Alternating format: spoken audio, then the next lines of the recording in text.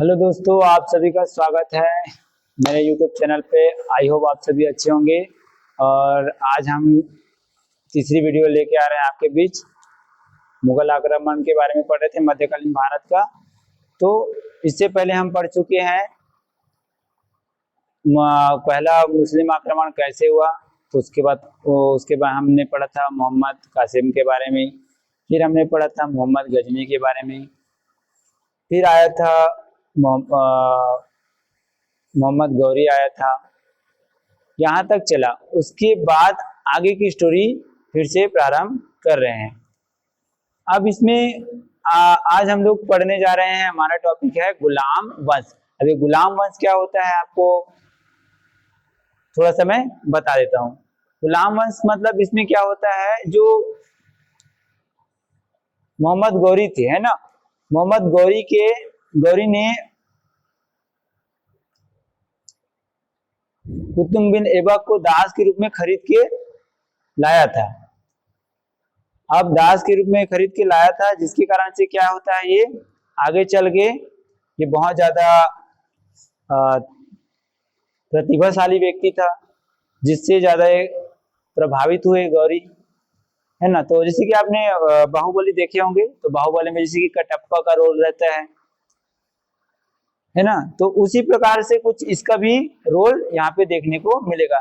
चलिए डिटेल में देखते हैं थोड़ा सा आगे गुलाम वंश के बारे में। मैं हाईलाइट करते हुए जाऊंगा, कुछ चीजें हाईलाइट है उसको। तो बात 1206 से 1290 ईस्वी तक की है, जहां पे गुलाम वंश की क्या होता है, स्थापना होता है। और इसके जो संस्थापक है कुतुब बिन ऐबक है। ठीक है। गुलाम वंश के जो प्रथम शासक कुतुब बिन ऐबक 1206 से 1210 के बीच में जानेंगे।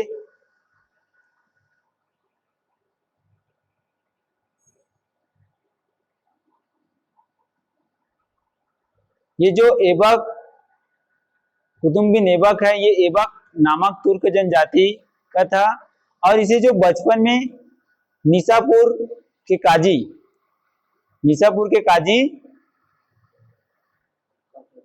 फखरुद्दीन अब्दुल अजीज कूफी ने क्या किया था, दास के रूप में खरीद लिया था। और ये जो ऐबक है अति सुरीले स्वर में कुरान पढ़ता था। बहुत ही इसका जो आवाज है बहुत ही अच्छा मधुर हुआ करता था, जिस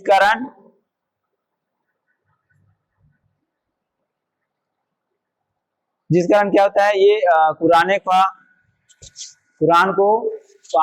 का पाठ करने वाले के नाम से भी प्रसिद्ध था। तो इसको याद रख लेना, कुरान ख्वा का मतलब होता है कुरान का पाठ करने वाला।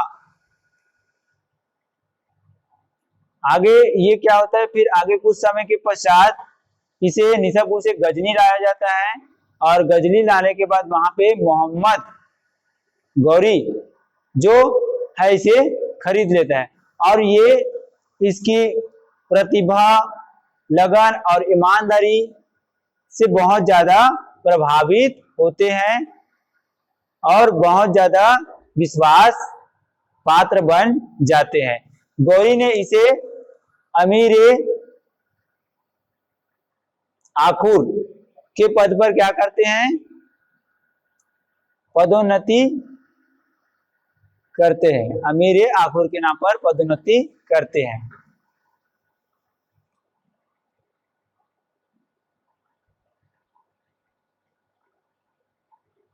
ये जो कुतुब बिन ऐबक है, ये गौरी के मृत्यु के पश्चात लगभग 3 महीने के हो जाने के पश्चात क्या करता है, ये 12 जून 1206 ईस्वी में अपना राज्य अभिषेक कराते हैं। ऐबक ने अपनी जो राजधानी है वो लाहौर को बनाया था। ऐबक ने अपने आप को कभी भी सुल्तान की उपाधि धारण नहीं की थी। वे केवल अपने आप को मलिक और सिप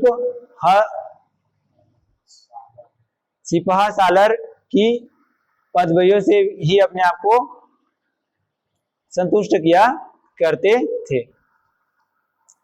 बहुत समय के पश्चात गौरी के जो उत्तराधिकारी थे गयासुद्दीन महमूद, ये गयासुद्दीन महमूद से मुक्ति पत्र प्राप्त करने के बाद 1208 में ऐबक को दास्ता से मुक्त कर दिया जाता है। तो ये याद रखना, 1208 में दास्ता मुक्त किया जाएगा। ये बहुत ज्यादा उदारवादी थे,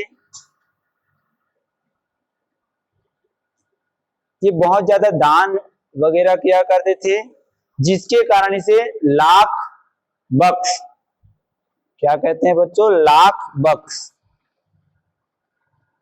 लाख बख्श के नाम से पुकारा जाता था। और लाख बख्श का मतलब होता है लाखों को देने वाला, लाखों को देने वाला। इसीलिए क्या होता है, मोहम्मद गौरी, इसके पीछे देखना, मोहम्मद जो गौरी है, जब ये गुलामों को बुलाया जाता है, जब सभा लगी होती है, तो उसमें ना बहुत सारे इसको उपहार दे रहते हैं।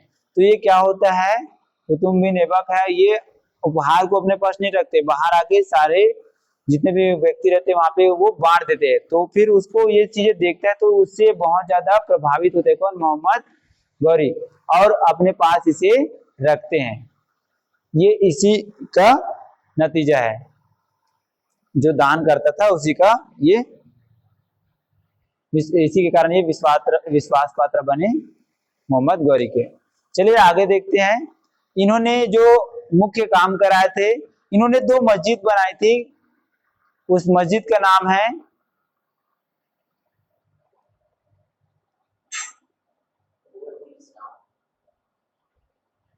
कुव्वत उल इस्लाम और अजमेर में 2.5 दिन का झोपड़ा। ये 2 मस्जिद का निर्माण कराया था। तो याद रखना, कुव्वत उल इस्लाम और अजमेर में 2.5 दिन का झोपड़ा ये इन्होंने बनाया था। और इनका एक और विशेष कार्य है कुतुब मीनार। कुतुब मीनार का प्रारंभ भी इसी ने किया था। तो कुतुब मीनार का प्रारंभ किसने किया था अगर पूछा जाएगा तो बच्चों एक ही बारे में बताना, प्रारंभ किया था आपके कुतुब बिन ऐबक ने, परंतु इसको पूरा जो कराया है इसके बाद जो आएगा, इसके बाद कौन आता है, इल्तुतमिश, जो इसका गुलाम हुआ करता था। तो उन्होंने कुतुब मीनार को क्या किया था, पूरा कराया था। और तीसरी और चौथी मंजिल इसका जो ध्वस्त हो गया था ना, उसको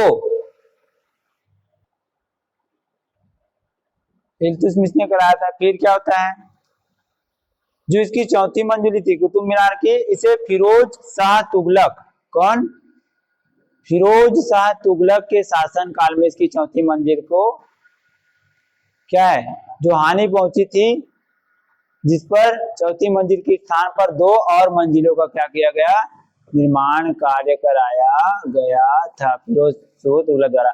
उस समय जो क्या होता है, कुछ हानि पहुंची थी इसकी चौथी मंजिल को, तो उसके बाद फिरोज शाह तुगलक के शासन काल में चौथी मंजिल के बाद 2 और मंजिलों का निर्माण कराया गया। मतलब कुतुब मीनार के निर्माण में 3 व्यक्तियों का नाम आएगा।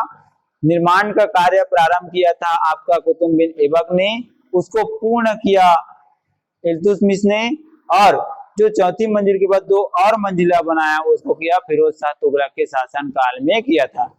अच्छा, कुतुब बिन ऐबक की जो मृत्यु होती है बच्चों, वो होता है चौगुन के खेल में। अभी चौगुन का खेल क्या होता है, आज के अगर देखोगे तो चौगान के खेल में होता है। आज के डेट में देखोगे तो आधुनिक पोलो की भांति होता है। ये घोड़े में बैठ के घोड़े से क्या करते थे,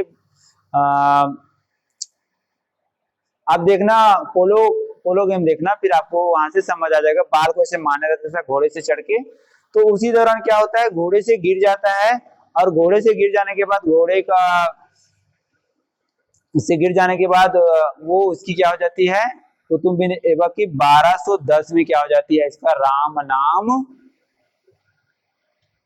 सत्य हो जाता है।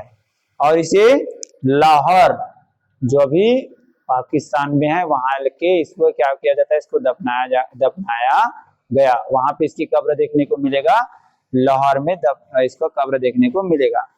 इसकी कुछ और मुख्य बातें जान लेते हैं।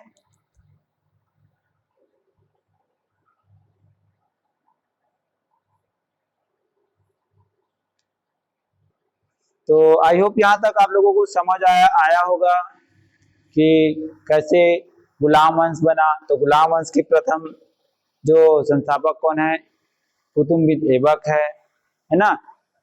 इसे मोहम्मद गौरी ने खरीदा था, फिर इसके कार्यों से प्रसन्न हो गया, है ना।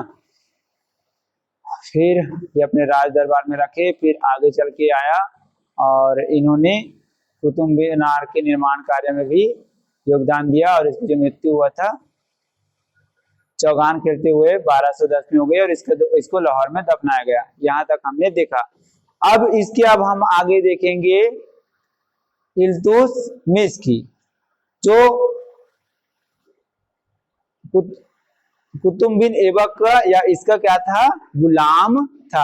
अब ये कैसे राजा बनता है और दिल्ली सल्तनत में वाकई में इन्होंने अपने क्या करेगा, अपने आप को दिल्ली सल्तनत का पहला सुल्तान अपने आप को मानेगा और इस पद के रूप में देखेगा। तो इसको हम देखते हैं नेक्स्ट वीडियो में। अभी के लिए इतना ही। Thank you.